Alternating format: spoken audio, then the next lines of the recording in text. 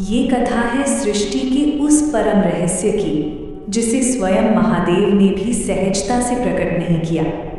एक ऐसा रहस्य जिसे कहने के लिए उन्हें अपने स्वरूप, अपने संबंध और अपनी पहचान तक को क्रमशः त्यागना पड़ा। ये कथा आरंभ होती है शक्ति के एक मौन वेदना भरे प्रश्न से।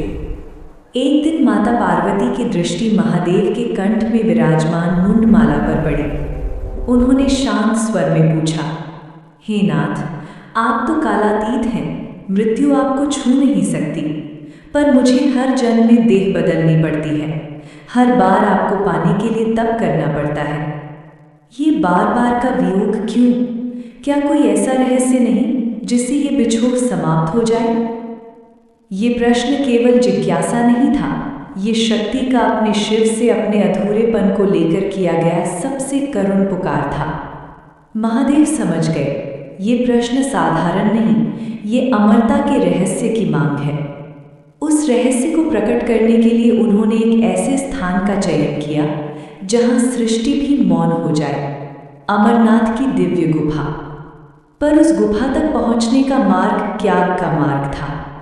सबसे पहले पहलगाम में उन्होंने अपने प्रिय वाहन नंदी को वहीं ठहराया, वो नंदी जो उनके धर्म, धैर्य और स्थिरता का प्रतीक था।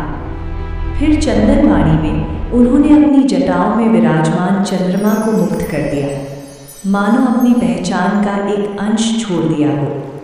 शेषनाग झील के तट पर उन्होंने अपने वैराग्य और चेतना के प्रतीक वासुकी नाग को उतार दिया, और महागुणस पर्वत पर उन्होंने अपने पुत्र गणेश के प्रति मोह को भी वहीं त्याग दिया। जब महादेव हर बंधन, हर प्रतीक और हर साक्षी से मुक्त हो गए, तभी वे माता पार्वती के साथ उस गुफा में प्रविष्ट हुए।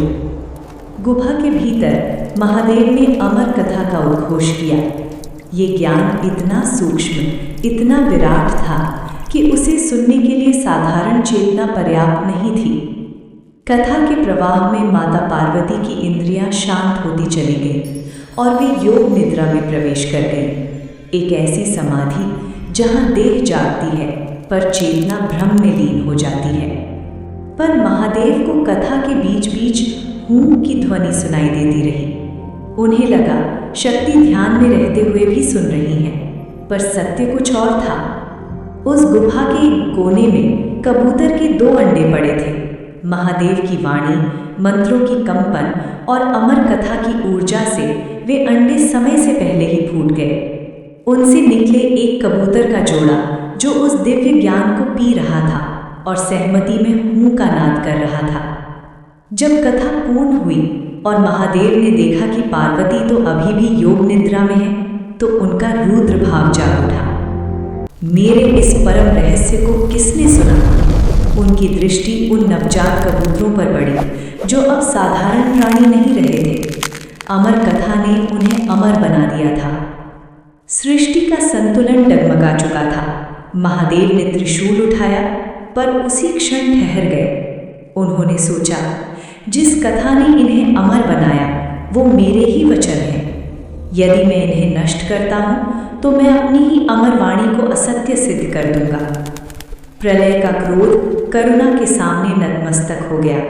महादेव ने उन कबूतरों को जीवन दान दिया और वरदान दिया, तुम युगों युगों तक इस गुफा में शिव और शक्ति के शाश्वत प्रेम और अमर कथा के साक्षी बनकर निवास करोगे। और तभी से अमरनाथ की गुफा केवल एक तीर्थ नहीं, बल्कि करुणा, त्याग और अमर सत्य की जीवन स्मृति बन गई। जय अमरनाथ महादेव, जिनकी करुणा उनके नियमों से भी महान है।